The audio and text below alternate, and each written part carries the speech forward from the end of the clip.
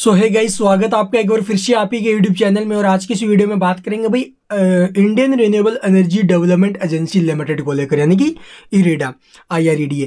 तो यहाँ पर आप लोग देखोगे भी स्टॉक में प्रीवियस ट्रेडिंग सेशन के दौरान एक जबरदस्त ब्रेकआउट देखने को मिले। काफ़ी लंबे कंसोलिडेशन के बाद आप लोग देखोगे ये ब्रेकआउट आते हुए नजर आए हैं।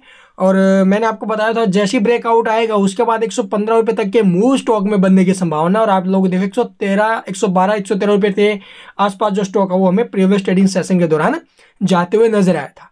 तो ऐसे में इसके आगे के क्या कुछ मोमेंटम रहेंगे आप लोग देखोगे। क्वार्टर रिजल्ट से पहले स्टॉक में इतना जबरदस्त मूव आना ये कोई छोटी मोटी बात नहीं है भाई। उसके बाद आप लोग देखोगे Q3 रिजल्ट आएंगे भाई, Q2 नहीं Q3 रिजल्ट। और उसके बाद आप लोग देखोगे भी जैसे कि जिस सेक्टर में कंपनी काम करती है, ठीक है, फाइनेंस के सेक्टर में, और ये जो फाइनेंस करती है जो green energy sector, renewable sectors है उसमें। तो आप लोग देखोगे भी पहले से पावर सेक्टर में जो फाइनेंस का काम करती है जैसे कि PFC, REC लिमिटेड, उन जैसी कंपनियों में कितनी लंबी तेजी बनी है और कितने टाइम में बनी है वो आप लोग देखो। और इस स्टॉक के अंदर देखो तो इस स्टॉक में भी जो है वो कैपेबिलिटी है कि ये स्टॉक भी उस लेवल तक जा सकते हैं। वे स्टॉक भी आप लोग देखोगे कभी 100 रुपये के आसपास हुआ करते थे और आज के टाइम 400-500 के आसपास पहुंचे हुए हैं।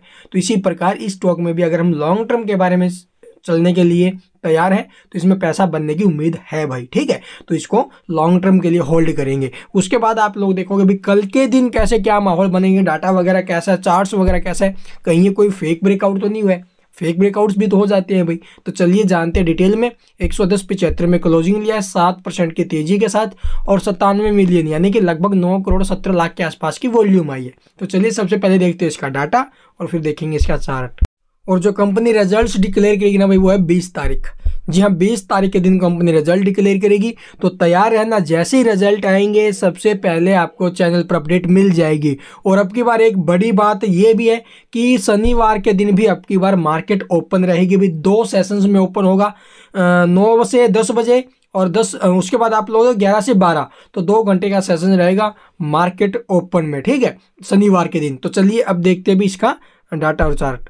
तो यहाँ पर आप लोग देखोगे इरेडा का जो डाटा वगैरह देखने को मिला 103 रुपये 40 पैसे इसकी प्रीवियस क्लोजिंग थी। ओपन कहाँ पर हुआ है 104 रुपये 30 पैसे, फिर 112.50 का हाई स्टॉक ने लगाया और 110 रुपये 75 पैसे के आसपास इसकी क्लोजिंग हुई है। तो काफ़ी अच्छे मोमेंटम स्टॉक में बने ना भी, काफ़ी शानदार रैली स्टॉक में बनी है। ऐसे में आप लोग देखोगे भी मार्केट प्राइस के ऊपर एक 11,59,540 क्वांटिटी, एक बिग सेल ऑर्डर है 11.5 लाख क्वांटिटी के आसपास का। लेकिन इसको लेकर हमें परेशान नहीं होना भी, घबराना नहीं है। उसके बाद देखोगे नीचे में जो डिलीवरी पोजीशन की अगर बात की जाए लगभग 36 से 37% या 37% के करीब डिलीवरी उठ रही है। तो डिलीवरी भी ठीक उठ रही है, काफ़ी अच्छी डिलीवरी उठी है। इस तेजी में ब्रेकआउट के बाद यहाँ पर अच्छी खासी बाइंग आई है। तो चलिए अब जानते भी इसका चार्ट वहाँ पर क्या कुछ मोमेंटम है। तो यहाँ पर आप लोग देखोगे काफ़ी टाइम के बाद, ठीक है, आप लोग देखोगे 25 दिसंबर की बात आई थिंक, ठीक है, 25 दिसंबर। और उससे पहले जो स्टॉक है वो आपको ऊपर में दिखाई दिया था भी इससे, यानी कि 108 रुपये के ऊपर में था। लेकिन उसके बाद जैसे स्टॉक ने 108 को ब्रेक किया, नीचे में 95 तक के जो मूव है वो स्टॉक ने दिखाए थे। फिर आप लोग देखो लगभग 1 महीने तक जो स्टॉक है वो कंसोलिडेट करते हुए नजर आए, ठीक है। यहाँ पर आप लोग देख सकते हो भी लगभग 1 महीने करीब जो है कंसोलिडेट किया है इसने, ठीक है। तो इस कंसोलिडेशन के बाद आज फिर हमें जो है प्रीवियस ट्रेडिंग सेशन के दौरान ब्रेकआउट होते हुए नजर आया, जो कि 108 रुपये का ब्रेकआउट लेवल था, इसको ब्रेक किया है।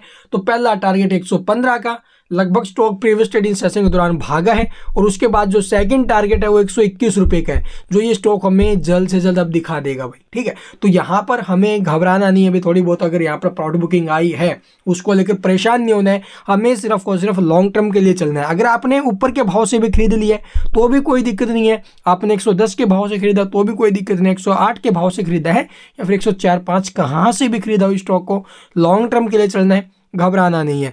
हमारी जो यहाँ पर बाइंग आएगी, अगर स्टॉक इस कंडीशन से यहाँ पर थोड़ा बहुत फॉल आता है इसके अंदर तो पहली एंट्री हमारी बनेगी नीचे में 95 के आसपास। उसके बाद अगर उस कंडीशन को भी ब्रेक करके नीचे में सस्टेन करते हैं 85 तक आता है, तो वहां पर तो देखो भी स्ट्रांगली बाय है। ठीक है, नीचे में देखो भी 100 के नीचे में अगर किसी कंडीशन में आता ही है तो वो एक बड़ा मौका हमारे लिए। ठीक है, जैसे कि यहाँ पर आया था, यहाँ पर भी आपको बोला था एक बड़ा मौका है, इस लेवल पर भी, इस लेवल पर भी 100 के नीचे में जब स्टॉक निकला एक बड़ा मौका जो है भी क्रिएट हुआ है। तो इसी प्रकार अगर अभी ये उस भाव से लगता तो नहीं है नीचे आएगा, अगर फिर भी आता है, प्रॉफिट बुकिंग वगैरह होती है, तो उस कंडीशन में हमें जो है भी नीचे के भाव से और कंसीडर करना है। बेचना तो बिल्कुल नहीं है, बेचने की गलती मत करना। अगर आपने ऊपर के भाव से खरीदा तो भी नीचे के भाव से थोड़ा बहुत ऐड करने के बारे में सोचना, बेचना नहीं है। ठीक है, तो इसके जो टारगेट है बजट तक वो 150 रुपये तक के मूव आने के, तो यहाँ पर हमें होल्डिंग बनाए रखनी है। Thank you for watching the video.